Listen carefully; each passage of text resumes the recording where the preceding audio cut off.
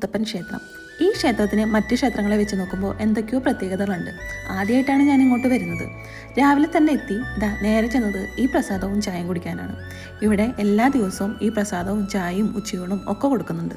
പിന്നെ അത്ഭുതപ്പെടുത്തിയ കാര്യം, ഇവിടെ ഹിന്ദുക്കൾക്ക് മാത്രമല്ല മുത്തപ്പനെ കാണാൻ എല്ലാ മതക്കാർക്കും പ്രവേശനമുണ്ട്. മറ്റ് ക്ഷേത്രങ്ങളിൽ ഷർട്ട് ധരിക്കാതെയാണ് പുരുഷന്മാർ അകത്തേക്ക് കടക്കേണ്ടത്. എന്നാൽ ഇവിടെ അങ്ങനെ ഒരു പ്രശ്നമേ ഇല്ല.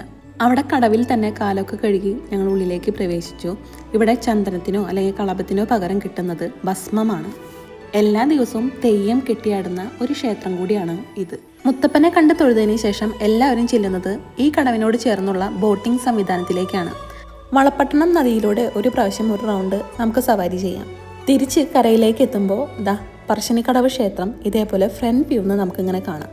പിന്നെ മെയിൻ ആയിട്ടുള്ളത് ഡോഗ്സ്. അവിടെ ക്ഷേത്രത്തിനുള്ളിൽ വരെ ഡോഗ്സ് ഉണ്ടാവും. പിന്നെ മുത്തപ്പൻ്റെ സന്തത സഹചാരിയാണല്ലോ.